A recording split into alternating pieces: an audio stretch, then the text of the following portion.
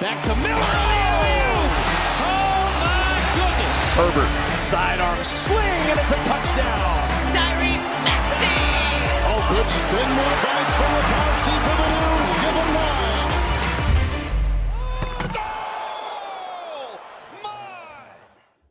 Hello, everybody, and welcome back to the Beef Up Front podcast here on Pick Swap Media. This is your host, Ryan Coyle, back with another episode today, breaking down the Texas Longhorns as part of our college football preview episode series, where we've been breaking down a bunch of the top teams. We've already hit on Georgia, Ohio State, Notre Dame, USC, Michigan, Penn State. Today we'll be hitting Texas.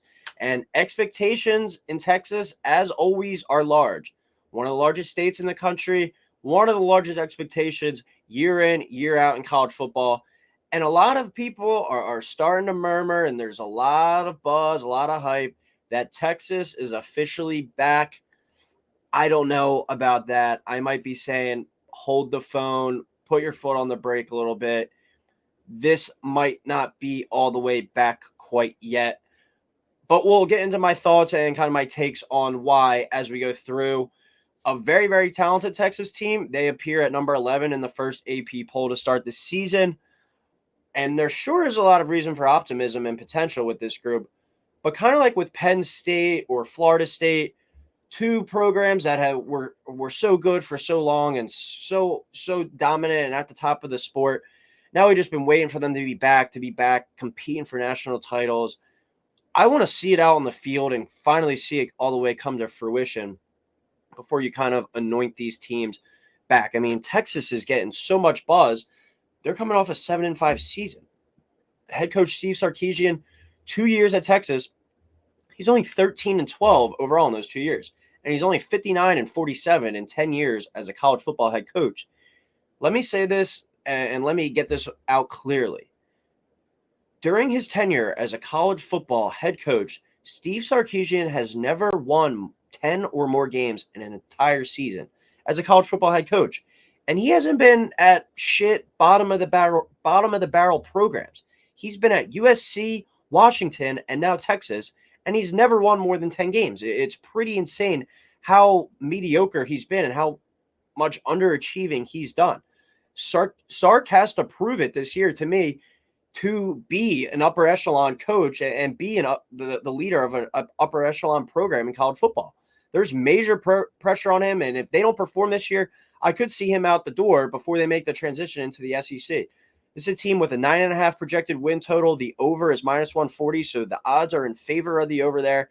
They are favorites to win the Big 12 at +100. They're +300 to make the college football playoffs, and they're +2,200 to win the national title. So this is a team that has a lot of buzz for a group that was 8-5 last year and is only 13-12 in Sarkisian's 2 years at the helm. During the 2022 season, we'll recap it real quick. 8-5 overall record. They lost their bowl game to Washington, 27-20. Their best win was at K-State, who was the Big 12 champ, so that was a really good win there. They lost to basically every top team on the schedule that they played. Alabama, Oklahoma State, TCU. And it was the second year under Sarkisian. We saw improvement from the first year at Texas, where they only went 7-5. But there is big-time expectations of double-digit wins, at least playing in the last Big 12 championship game for them before they transition to the SEC. And then competing potentially for a national championship. That's what the buzz is around this team. They're +100 to win the Big 12. I think out of all the major conference teams, besides Georgia at -115, they've got the second best odds to win their conference. So huge expectations on Texas. And I think anything less than a berth in that Big 12 title game is going to be looked upon as a failed season. And if Sark rolls out another 8-5 year, or maybe even like a 9-4, I could see them turning a new leaf before they transition into the SEC. Done a great job of recruiting and bringing in all this potential. It's time to turn it into production. Key losses for this team from last year's squad: 5 draft picks. Most notably, though, Bijan Robinson at number 8 overall, their do-it-all running back. He was the key cog to the offense last year. And the backup running back, Roschon Johnson, got selected in the draft as well. So they're going to have some new faces at the running back spot. But they are a team that does have a lot of returning players, and there sure is a lot of reason for optimism. But in the backfield, Bijan Robinson and Roschon Johnson, combined for 87% of their rushing yards last year. So that's some major production that needs to be picked up and replaced. But this Texas Texas team as a whole returned 16 out of their 22 starters. So a lot of returning production and continuity on this team outside of the offensive backfield. There's good reason for optimism. Roster's loaded with talent. I just don't know if I believe in the head coach to get them there, and he's going to have to prove me otherwise. I know Steve Sarkisian's up at night thinking, what does Ryan Coyle and beef up front think about me? I think that he's in a prove-it year, and if we're not in that Big 12 title game competing for a spot in the playoff, I think Steve Sarkisian will be gone before they go to the SEC. So when we look at the offense on this side of this unit, it all starts and ends with the quarterback, as always, for every single team. This Texas quarterback room, I think putting even more pressure on Steve Sarkisian. They might have arguably the most talented quarterback room ever in college football compiled in terms of high school recruiting history. I mean, both Quinn Ewers and Arch Manning were the number one quarterbacks in their class, but Ewers is entering his third season of college football and second season as a starter. Arch Manning, it looks like he's going to be the backup from day one. And let kind of Ewers go. And if Ewers has a really good year, really strong year, he's most likely going to be a first or second round pick. And we see him out the door to the NFL draft, and Arch Manning steps in for next year. But this is Ewers' team. He's the unquestioned starter for now. And I say for now, we'll kind of get into that in a little bit. But third season of college football, he didn't really get any time in his 1 year at Ohio State. Transfer last year to Texas, had an up and down season with some injuries, but it seems like reports about Ewers, he knows that Arch Manning's there and the pressure's on for him. He cut his mullet, he cleaned up his diet, and he hit the weight room at another level this offseason, and he enters this year physically and mentally in the best shape of his football career thus far. And he looks ready to kind of take this loaded Texas offense to that next level and get Texas back to where they need to be and where they're expected to be. He has the arm talent to make every throw on the field. Ewers has the ability to make every throw in the book, and I think Texas would have beat Alabama last year. I've said this a bunch this offseason. I've heard a lot of other people say it. If he were to stay healthy, because he was slicing and dicing at the beginning of that game, and when he came back from that shoulder injury, the collarbone, whatever it was, he just never seemed quite right, quite healthy again. So I'm excited to see him with a full offseason, able to rehab and get that shoulder fully healthy with a new diet. He's apparently quicker as well, better physical shape. It's time for him to kind of turn all that potential that we've heard about and that he's been raved about into production this year. But if Quinn Ewers fails to beat Alabama and struggles in that game, and they just beat Rice by, not that convincing of a margin, and they're 1-1 leaving the Alabama game, and Ewers doesn't really light it up in either matchup, there will be noise buzzing, and Sark will feel the pressure to put Arch Manning in. So I think it's super important for Ewers to get out to a hot start, even if they wind up losing that Alabama game, but it's like a 48-45 shootout, and Quinn Ewers throws for 350 yards, but Alabama just finds a way to win it at the end. I don't think it'll be too much pressure then. But if Alabama goes out there and beats them, just 41 to 21, something like that, they handle them. Ewers goes out there, throws multiple interceptions. There's going to be buzz, and there's going to be the media, and there's going to be the fans chirping to put Arch in, and Sark's going to feel that pressure. And as I was talking about at the beginning, if they don't perform, they are most likely going to want a new head coach as they head to the SEC.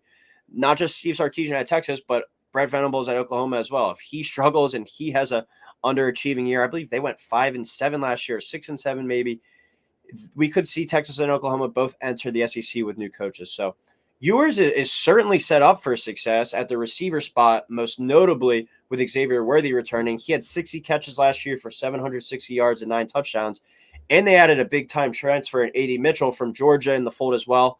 Jatavion Sanders is one of the best tight ends in the country returning, and this offensive line returns 4 starters from last year. So Quinn Ewers has everything in front of him, and pass catcher-wise for success. The major question, as we talked about at the beginning, kind of with Bijan Robinson and Roschon Johnson out the door, who's going to step up and emerge in the running game? But with the talent that Sark's been recruiting with the past few years, there's somebody there waiting in the wings, ready to emerge. Let's just see who that guy is and who's going to be the guy to step up out of the backfield.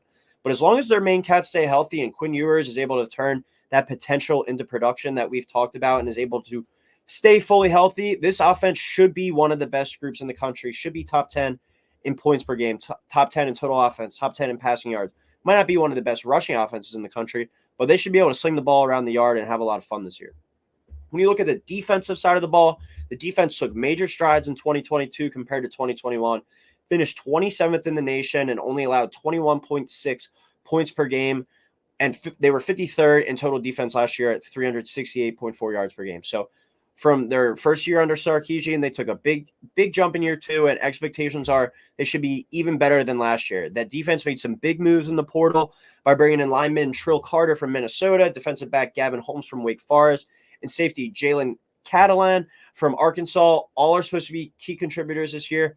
Outside of those additions, they're going to be bringing back 6 starters. As we touched on, this is a team bringing back, I believe it was 16 out of their 22 starters from last year. Headline most notably, though, on the defensive side of the ball by Baron Sorrell, who had 9 tackles for loss and 5.5 sacks off the edge last year for Texas. He's going to be looked at as kind of the leader and the tone setter for this defensive side of the team. But as we know in the Big 12, there isn't too much defense historically played here. The defense just needs to be like I kind of set the parameters for USC. Just good enough where the offense is able to go out there and win the game. You just can't be absolutely terrible, especially in the big games. If USC is going to go out there and put up 48 points, the defense, you can't allow more than 45. Same thing with Texas. If Texas has the ability to go out and drop a 50 ball on a team, that defense better not be allowing 50 points as well. You can't be having historic offenses and getting crushed by poor defensive play. So just be good enough to allow the offense to go out there and win the games. But this Texas defense, when you look at them, they have to be able to get big stops in crunch time, which we saw they weren't really able to do last year against some of their big time opponents.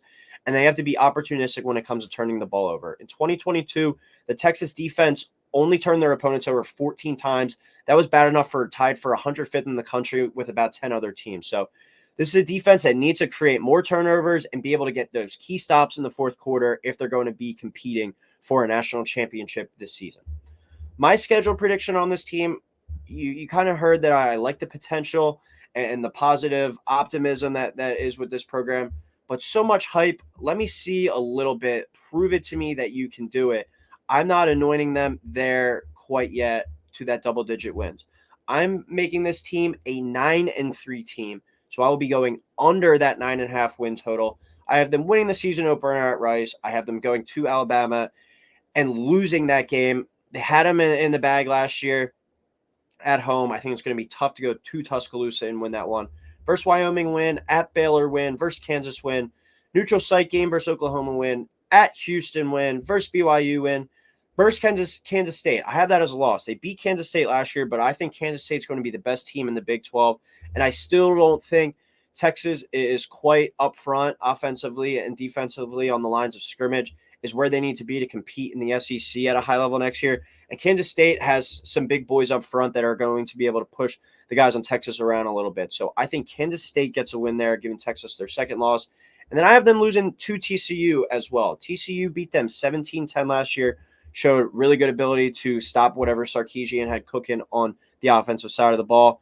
Do expect TCU to take a step back this year, not be in the playoff, but still going to TCU. Still expect them to be like an 8-4, 9-3 team. I think that's going to be a tough game. I have Texas after losing that game to Alabama, going on a bit of a winning streak, but then hitting a wall, losing both to Kansas State and TCU, and finishing out the year with wins against Iowa State and Texas Tech. Texas Tech, not an easy game either. I've seen some people projecting them as an 8-4, 9-3 team. So no cupcakes really on this schedule. But I do have this Texas team going 9-3, which I think personally would be an underachieving year. I don't think it would be enough to get Sarkisian fired, but I do think this Texas team does have the expectations to at least get to double-digit wins. But I'm not picking a Texas-led team by Steve Sarkisian to get 10 wins because he's never done it before. I'd rather put my money on proven history and stuff that I know has happened before, which is Steve Sarkisian failing to get to 10 wins. He is a favorite to get over 9.5 at -140. I think that's a little ludicrous considering we haven't seen it before, and there's just so much potential in this group, but we haven't seen it all turn into production yet. 8-5 last year. It's not like they were 9-3 last year or 9-4, and they're ready to get to that 10. They still would have had to win 2 games. So much potential and optimism surrounding this Texas team. I'm on the pessimistic side, and I think we could be in for some head scratchers in this one, but I have them losing to Alabama, Kansas State, and TCU. I do think there's going to be a lot of pressure on Quinn Ewers, and it wouldn't surprise me to see week 3 if he doesn't get out to a hot start. We see Arch Manning in the fold during that week 3 game against Wyoming. That would be probably a really good game to bring him into the fold.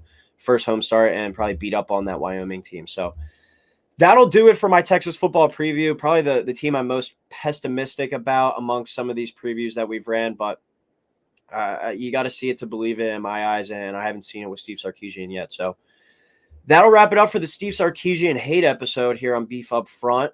We will be still having a few more previews. We'll be breaking down Florida State, Clemson, and potentially sneaking in LSU before everyone's week 1 games get underway. But as always, thank you everyone for listening. Please like, subscribe, and we'll talk soon.